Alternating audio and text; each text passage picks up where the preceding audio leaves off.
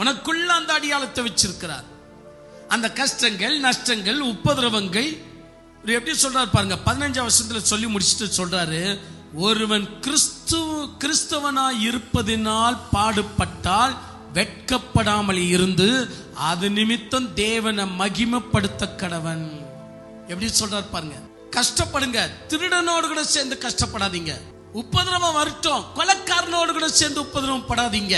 ஏதாவது நிந்தை வருதா, பொல்லாங்கினவனோடு கூட சேர்ந்து உபதிரவம், கஷ்டம், துன்பம், சோதனையை படாதீங்க. ஏதாவது சிக்கல்ல மாட்டிக்கினீங்களா, அந்நிய காரியத்திலேயே தலை போடுகிறனோடு கூட சேர்ந்து சிக்கல்ல மாட்டிக்காதீங்க. மாட்டினாலும் மாட்டுங்க, கிறிஸ்துவின் நிமித்தம் சிக்கல்ல மாட்டுங்கன்னு சொல்ல வர. மாற்றுதோ மாட்டுறீங்க, கிறிஸ்துவின் நிமித்த துன்பங்களை அனுபவிங்க.